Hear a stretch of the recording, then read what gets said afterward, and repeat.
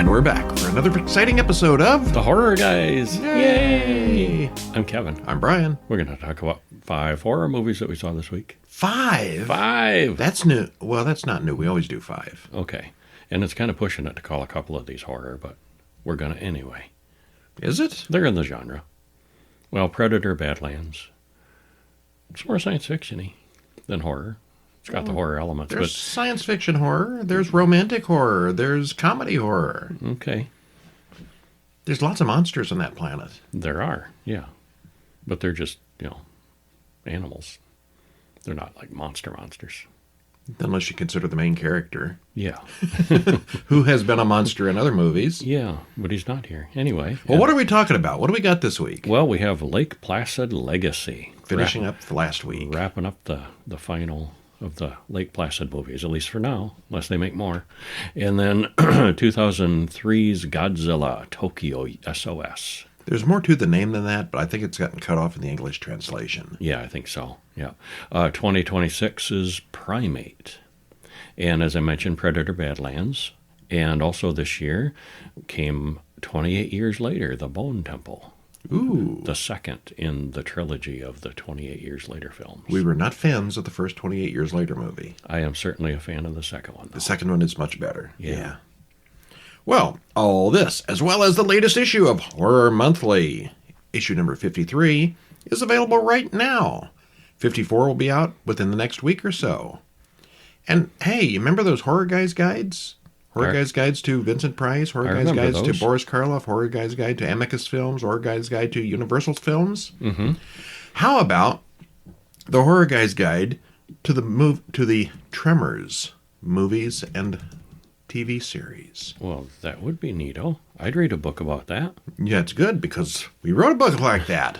It is the Horror Guys Guide to the Tremors films and TV series. Okay. That's quite a mouthful to say, but there will be a link. I saw all those, and I saw all the TV series. Yeah. Yeah. Well, it was 7 movies and 13 episodes of the TV series. And TV series wasn't as bad as some people say. I was entertained most of the time by it. It started getting old. I could see it maybe not making through a second season, but it didn't get one. Yeah, it's all right. But the 7 movies, they were all good. Yeah, consistently. Okay, the second one was a little weak. Okay, a little inconsistency, but they were all entertaining. Yeah. Most of the movies with lots of sequels, the second one is weak.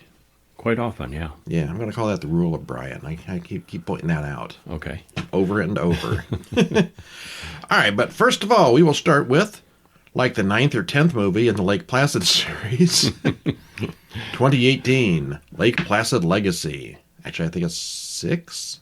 I think it is. 6. Yeah, uh-huh. Directed by Darrell Roodt, stars Jonathan Lloyd Walker, Matt Venables, and Jeremy Smith.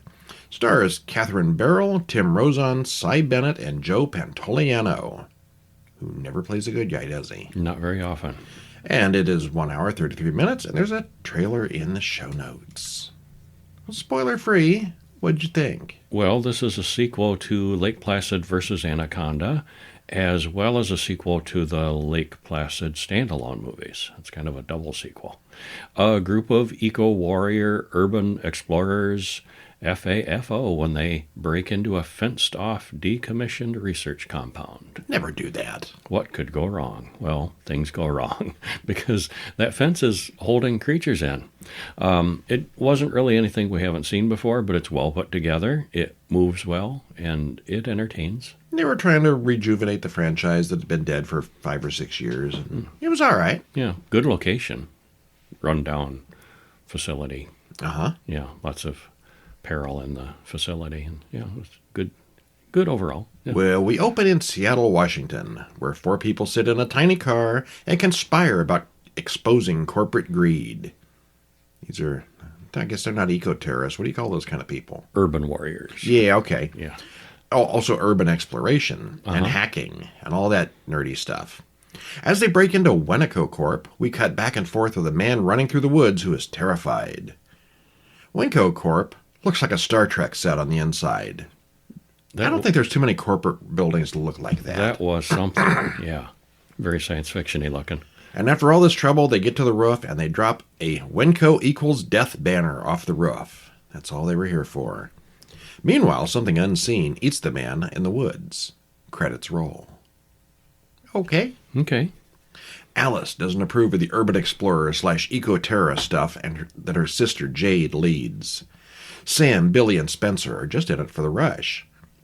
Sam gets a challenge from another guy, Dane, for one last quest that has a $100,000 prize for the first one in. The place they need to go is off limits, even deleted from Google Earth. That's never a good sign. No, it isn't. It's supposed to be a place where a toxic spill happened 20-something years ago. Penny and Travis don't want to go anywhere near a place with radiation, if that story is even true. Well, the group arrives at a very familiar-looking electric fence, and there's definitely no radiation there. The electric fence either doesn't work or is turned off for some reason. When they get inside, they do soil samples. There's no radiation here either. Why the fence? We know. Yes, giant gators.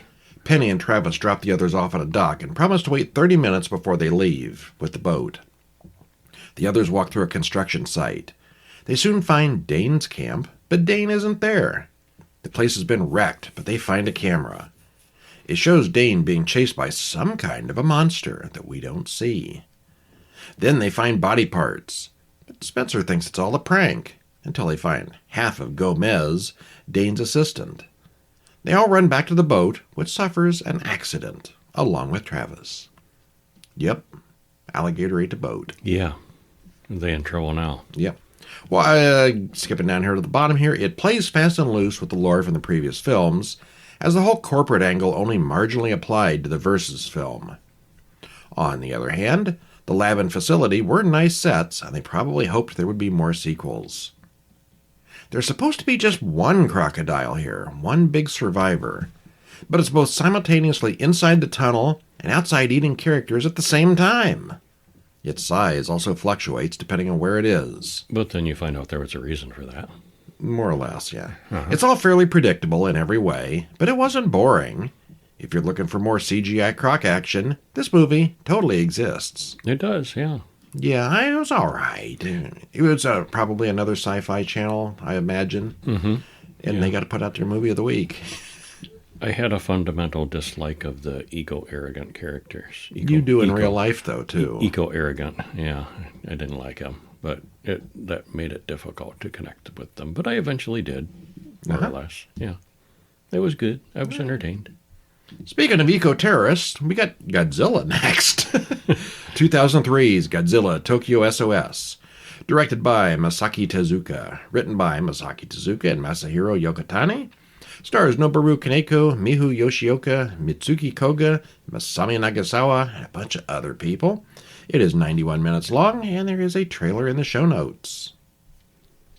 Uh-oh, I can tell from this poster it's going to be another matchup, isn't it? And there's going to be lots of creatures, yeah. Spoiler free. Well, Mothra and the fairies are back to warn Japan that they need to return the bones of Godzilla that were used to make Mechagodzilla to the ocean to rebalance nature. You know when them fairies show up, you're going to have a bad day. They will warn you. Yeah, you better listen to them. But what they do is they repair Mechagodzilla just in time for Godzilla's return. So there's a big creature battle. And we both thought this one looked good, but it was kind of only middling. It's a little on the bland side. Yeah, it was a generic Godzilla film, yes. Yeah, pretty generic. Well, we remember from the previous film that they took the bones of the dead Godzilla who died in 1954, because the first movie happened, and they killed him at the end. They took his bones and put them inside this new machine, Mechagodzilla, and he's got some kind of special DNA that took over the machine for a little while, until they put in inhibitors or something like that. But the bones aren't completely dead. They want to go back to the ocean and die. Yeah, and this Godzilla that is back is not a different Godzilla. It's not the Godzilla. It's a different. Yeah. Well, we open on Mechagodzilla back in the base as people do checks on the system. Then cut to the deep sea where the Godzilla from the previous film wakes up. In the Caroline Islands, there is wind. What? In Hawaii, the Americans detect something on the radar. Oh, it's Mothra. Credits roll. That's what that wind is. The news reporter reminds us about the battle with Godzilla in the previous film, and Mechagodzilla is still under repair from that one. And we get a little sideline of the worker saying, it's not even close to ready yet. But Godzilla hasn't been spotted in months, but we all know he's still out there somewhere. He always is. Yoshi talks to his little nephew Shun about being a fighter pilot. He'd love to pilot the Mecha G. The grandfather there is Professor Chujo. Suddenly, the two mini-fairies show up at their living room and want to talk to them. The old man knows them from way back in the first Mothra adventure 43 years ago. And this is the same actor from the Mothra movie 43 years ago. Which I thought was kind of cool. Yeah. They want him to send Godzilla's bones back to the sea and not use them to build weapons like Mech G. Yoshi argues that we need Mechagodzilla for protection, but the girls say Mothra will protect them, or else Mothra will destroy humanity. A nice little civilization you got there. It'd be a shame if something happened to it. Yeah, I'd go with what they say. Yeah, Mothra is nowhere near as tough as Godzilla, though. No? He flies and sprays juice. Sprays cocoon and makes wind. Okay. Anyway, there's some debate on whether or not the presence of Godzilla's bones is what attracted the new Godzilla in the previous film in the first place. Maybe they should get rid of those bones. Just having it causes trouble. Yeah, it does. Grandpa Chujo tells Shun about his original adventure with Mothra, and he's got the photos to back it up. At the base, Yoshi and Azusa from the previous film know each other and talk about piloting. Yoshi goes in and looks at Mechagodzilla while remembering the fairy's threat. And sure enough, Godzilla shows up and there's fighting and yes, there's three-way battles. Godzilla, Mechagodzilla, and believe it or not, Mothra. Mothra. Mm-hmm. Yep. Yeah, I just want to know, because Mothra starts out as worms. Yeah, caterpillar. The egg hatches and he comes out as a caterpillar. Big caterpillar, yeah. How fast can those Mothra worms swim to get from their island to Tokyo during a single battle? That was amazing speed. That's like hypersonic speed at worst. Through water. Through water, yeah. They weren't traveling through air. We noticed we watched the next film, Godzilla moves almost as fast. As fast as the speed of plot. As fast as plot requires, yeah. Now, this one is all about the fighting monsters, and the human characters all suffer a lack of development.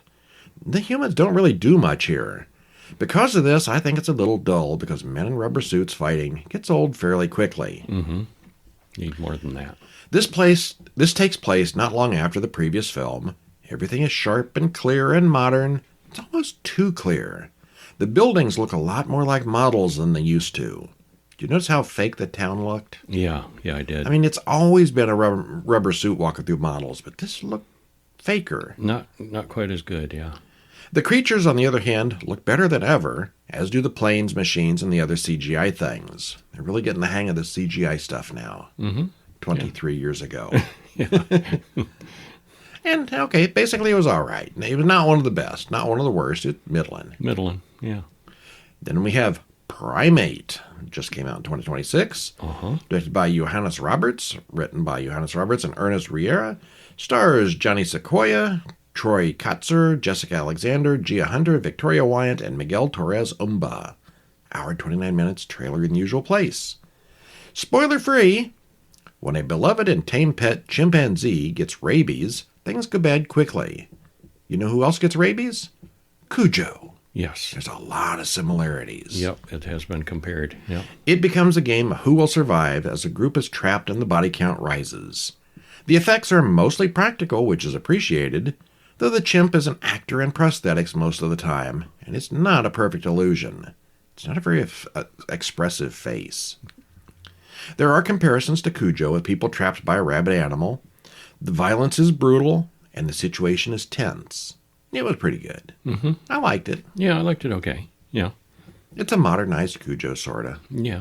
So what happens? Well, we get some text explaining about the symptoms of hydrophobia and rabies, and that there's no cure after 48 hours. Well, there's a spoiler in the first line, so that we know there's going to be rabies involved. Yep. Lambert opens a large cage and goes inside to give Ben the ape his snack. But Ben's not feeling it right now, and kind of cranky, and rips the guy's face right off. Wow. Yeah. And as credits roll, we see news articles about a famous sign language using chimp, which is Ben. 36 hours earlier. Now we see where things, because 48 hours, there's no cure, so would this all happen before that? Yeah. Well, Lucy boards a plane to go home for a visit to Hawaii with Kate, Hannah, Nick, and friends. Lucy's dad will be away at work most of the time, so the group starts planning a party. Lucy's father, Adam, is deaf, and he works with apes for sign language. Her sister Erin is annoyed that Lucy's been gone so long.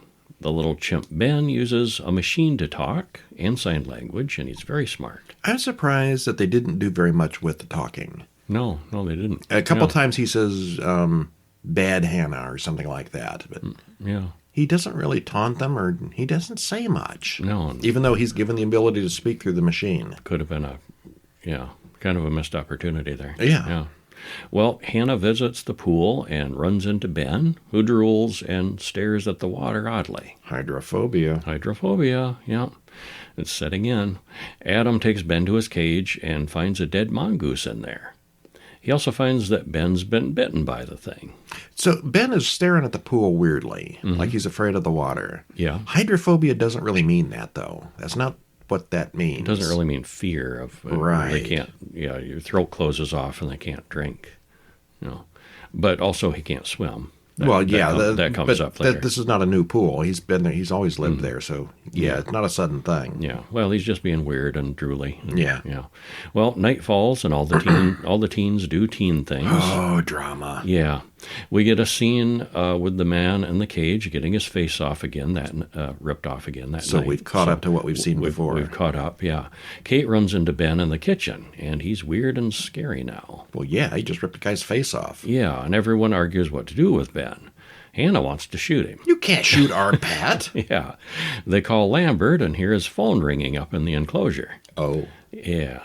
Ben then takes a big chunk out of Erin's leg. At this point, they're thinking shooting might not have been a bad idea. Yeah. They all jump in the pool to get away from the crazy ape.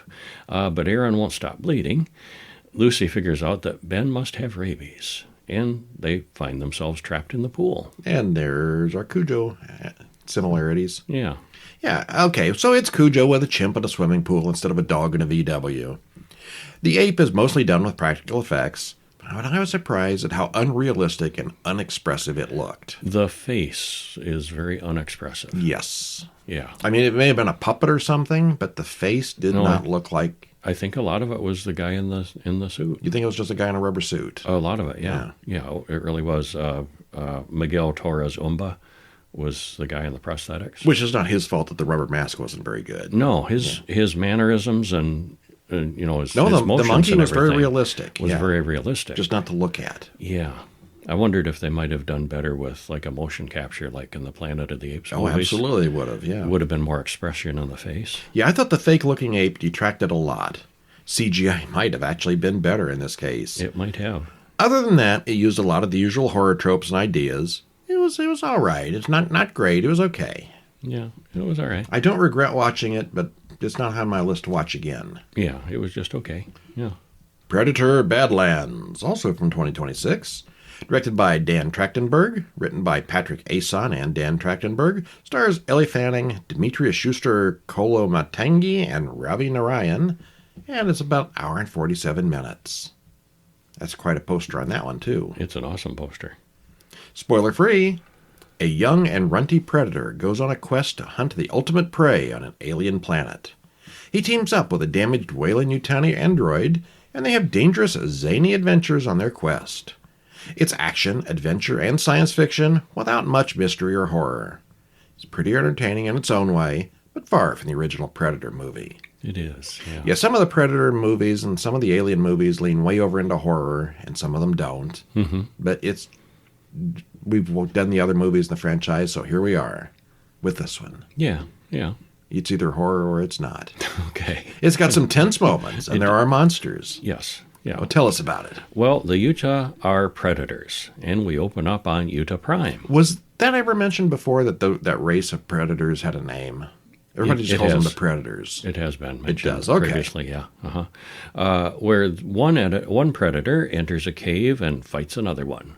And they leap around like it's a video game and taunt each other. They leap around like it's a Star Wars video game. Yeah, yeah. With lightsabers and everything. Yeah. The Utah, Deck, loses, but survives. He's not really a Utah yet. You have to That's win more your of a battle. title. Yeah, you have to win your title. And you don't know those cloaking invisibility shields, they don't just hand those out to anybody. You got to earn one of those. And then you're really a hunter. Well, the two brothers, they talk later about old battles. Deck still needs to prove himself in battle in order to join the clan and, like I mentioned, to earn his invisibility cloak. He chooses Genna, the Death Planet. What do you want to go there for? That's bad. Because there's a Kalisk there, the unkillable Kalisk, and that will be his trophy. Except even his father fears that. Well, Deck's got something to prove, and he wants to prove it the hard way. Well, the problem is Deck's a runt, and his father thinks he should simply be culled. His brother, Quay, doesn't want him to kill him and turns against his father, which goes really badly for Quay. But Deck's ship launches, taking him on his hunt. And pretty soon, Deck arrives at the planet Genna, and it's clear he's not very good at flying. He lands hard, checks out his weapons, and at least he's prepared those. But even the trees in this place are hostile, so he fights them, and credits roll. Whoa, we're just getting started. Yeah. Well, as Deck patches up his wound, he learns more about his surroundings, and he comes across a legless synthetic who knows his language. She knows that he's hunting the Kalisk, and she offers to help if he helps her. And they do find themselves working together to survive. Since she has no legs or bottom half, he carries her like a backpack, basically. You've seen the trailers. He doesn't want a partner, but he can use her as a tool, which is acceptable to him. She's Thea, and she talks a lot. Which is good, because he doesn't say anything, and when he does, it's in Yautja language. Yeah, yeah. A lot of subtitles in this. Mm-hmm. Well, she tells her story. There's another synth, Tessa, that she was kind of bonded with. They're kind of sisters, and they are better attuned to the creatures on this planet. When the Kalisk attacked, they got split up. Thea literally got split up, yeah. And then adventures happen. Yeah, they go off in search of the Kalisk. Yeah. Well, it's very different from the other Predator or Alien films. This one is a much smaller scale affair with only two good characters, neither of which are human, out on an adventure. And yeah, there's Wayland Yutani, so it's also alien-related. It's got quite a bit of humor and fun, but it is so heavy with the CGI. It's like watching a video game for almost 2 hours. Mm-hmm. Yeah. If you like the rest of the series, you'll probably like this one. If not, there's probably not much here to sway you. If you don't care for the Predator generally, yeah, you won't like this one either. It's kind of like an ultra-violent Disney adventure movie. Kind of is, yeah. They even and they even get a little adorable little monkey thing sidekick that They tags do, along yes. with him. Yeah, except he's got teeth and kills. There were no songs, though, so it's not really Disney. Yeah, there were no singing. Yeah, yeah. Unlike 28 Years the Bone Temple, which does have some singing. It did. Yeah. Directed by Nia DaCosta, written by Alex Garland, stars Ralph Fiennes, Jack O'Connell, Alfie Williams, Aaron Kellyman, and Chi Lewis Perry. 109 minutes. YouTube trailer in the usual place. So, spoiler-free. Well, this was an immediate sequel to the first 28 Years Later movie. Little Spike, if you remember the boy from the first movie, he joins the Jimmies. Head Jimmy continues his loony leadership, and the Doctor continues to work with his Bone Temple project, and befriending Samson, the big zombified guy, which all adds up to a weird version of a late-stage apocalypse. And the apocalypse has been going on for 28 years, so this is how people's dealing with it. Yeah. Yeah.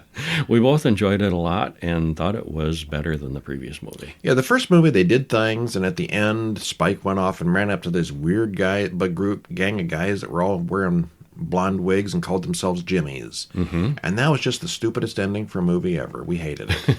What the hell was that? Well, now we find out. We get the rest of the story. Mm-hmm. And it's still weird, but it makes sense at least. Yeah, it does. We open on the Jimmies and a long-abandoned water park, along with Spike from the previous film. One of the Jimmies is no more after that. They have to fight. They have to defeat one of the Jimmies to become a Jimmy. Mm-hmm. And Spike becomes a Jimmy too. Uh-huh. And credits roll. Meanwhile, at the Bone Temple, we see a hunter run into Samson and his infected crew. Remember Samson? He's that giant alpha guy. The hunter dies excessively, and Samson eats his brains.